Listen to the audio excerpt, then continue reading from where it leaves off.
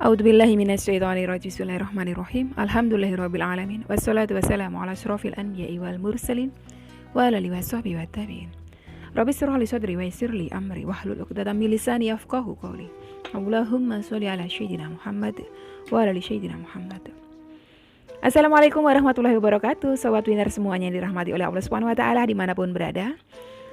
Saya mendoakan semoga sobat winnerku semuanya selalu dalam keadaan sehat walafiat, dilimpahi rezeki yang halal, yang berkah, yang thayyib, yang manfaat. Semoga sobat winnerku semuanya saat ini mungkin masih terlilit amanah-amanah hutang, baik riba maupun non-riba.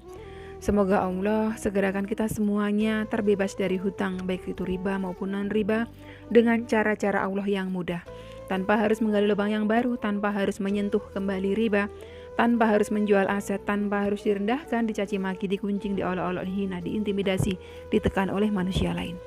Semoga sobat winnerku semuanya yang saat ini mungkin sedang menghadapi kesulitan-kesulitan hidup, semoga Allah bukakan pintu-pintu kemudahan. Dan untuk sobat winnerku semuanya yang saat ini mungkin sedang bersedih hati, semoga Allah angkat kesedihannya, Allah gantikan dengan kebahagiaan. Buat sobat winnerku semuanya yang saat ini mungkin masih belum memiliki pasangan hidup, semoga Allah segerakan untuk menuju halal bersama dengan jodoh yang terbaik dari sisi Allah Subhanahu wa taala. Dan untuk sobat winnerku semua yang saat ini masih belum memiliki putra-putri, semoga Allah karuniakan putra-putri yang soleh-solehah. Untuk sobat winnerku semuanya yang saat ini masih berkutat dalam dosa riba, semoga Allah sentuh hatinya dengan hidayah sehingga mau berhijrah meninggalkan riba untuk selama-lamanya. Dan untuk sobat winnerku semuanya yang saat ini sedang berhijrah, semoga istiqomah hijrahnya. Semoga sobat winnerku semua yang saat ini mungkin memiliki hajat seperti saya, ingin berangkat haji maupun umroh, semoga kita semuanya disegerakan Allah untuk bisa sampai ke tanah suci, menjalankan ibadah haji maupun umroh. Amin. Amin ya robbal alamin.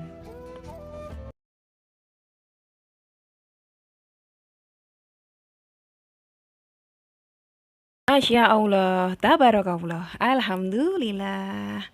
Hari ini saya masih memiliki kesempatan untuk menyapa sobat winnerku semuanya di channel kesayangan kita bersama, Chef Gansu. Dan hari ini sudah ada banyak sekali pertanyaan yang masuk, salah satunya di kolom komentar dan juga di Instagram ya. Ini yang pertama dari sahabat kita, Akhirian. Beliau sepertinya ada bertanya juga di Instagram. Pertanyaannya seperti ini. Assalamualaikum warahmatullahi wabarakatuh. Gimana kabarnya Umi, sehat? Waalaikumsalam warahmatullahi wabarakatuh. Alhamdulillah sehat. Dan insya Allah selalu dalam lindungan Allah Subhanahu wa taala. Saya mau nanya Umi tentang amalan pelembut hati. Saya amalin sholawat kurang lebih 40 hari untuk mantan saya.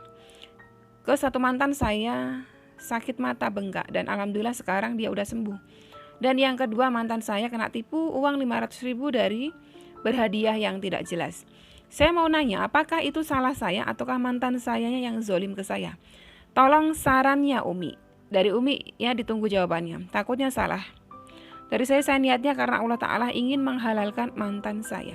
Oke, ini kurang lebih pertanyaan yang sama juga dari Instagram ya. Pertanyaan seperti ini. Dari It Yunisa, ini sebetulnya pertanyaan sama. Kalau kita direndahkan oleh orang yang kita sayang, apakah ada masanya dia akan dibalas suatu saat, gitu ya. Oke. Pertanyaan ini saya akan jawab dengan hadis dan juga firman-Nya Allah.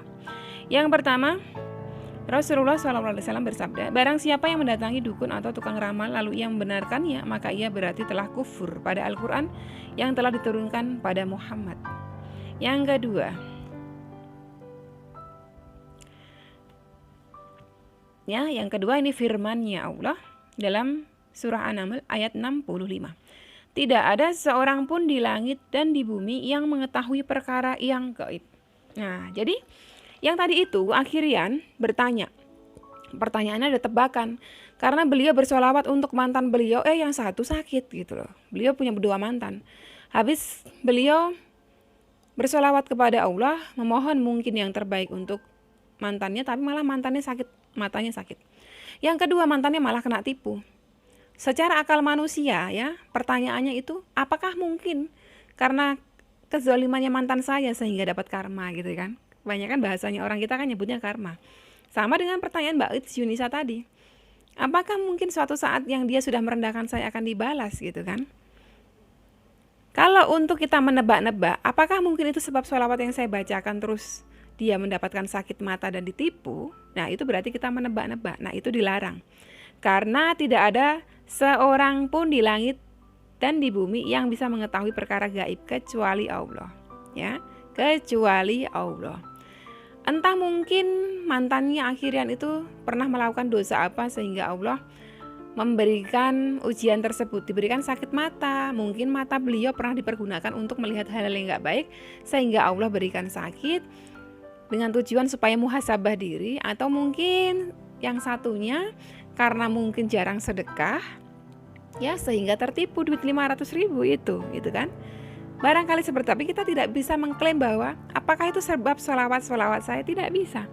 Kita tidak bisa mengklaim seperti itu.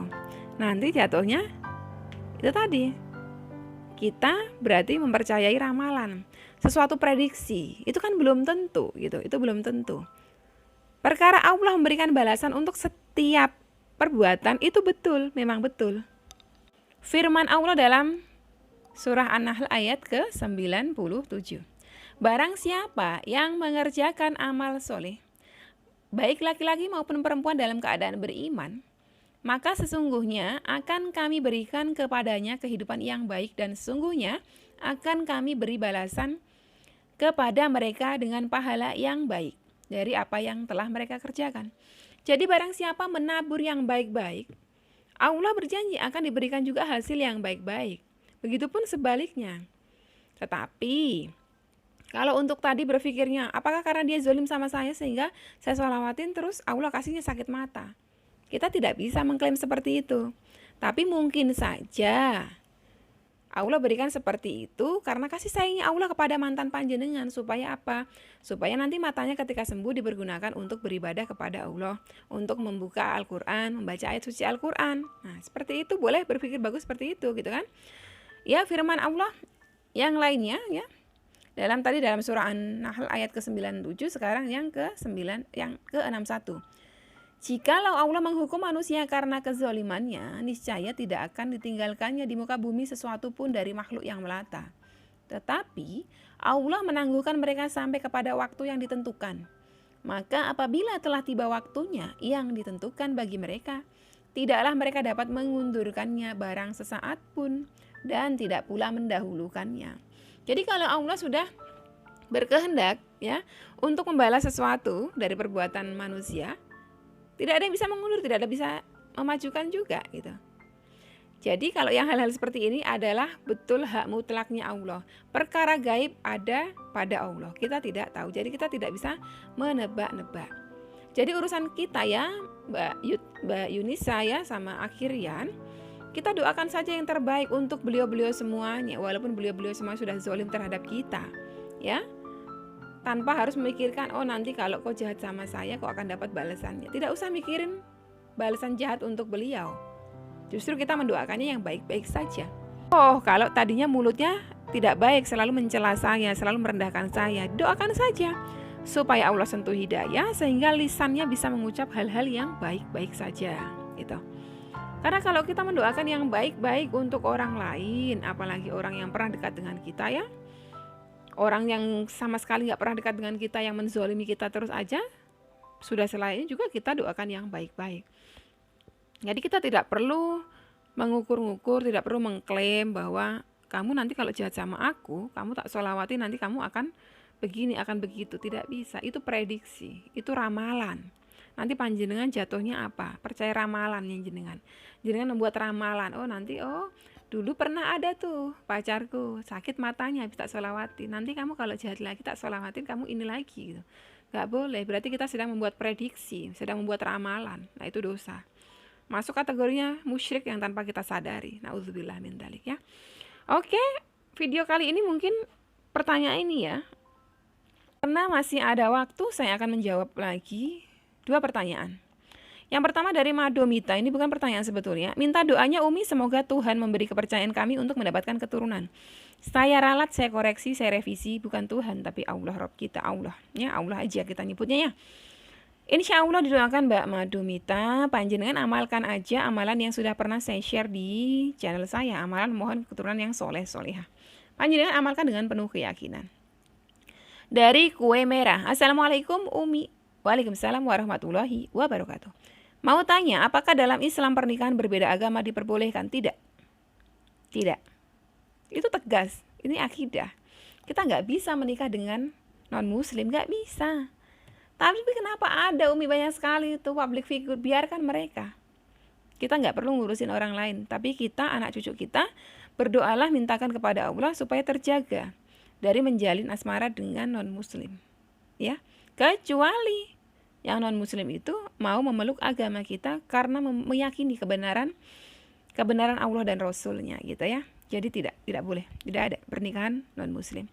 Oke, sampai di sini dulu video kali ini. Setelah ini nanti saya akan sambung lagi Q&A yang selanjutnya karena masih banyak. Wassalamualaikum warahmatullahi wabarakatuh.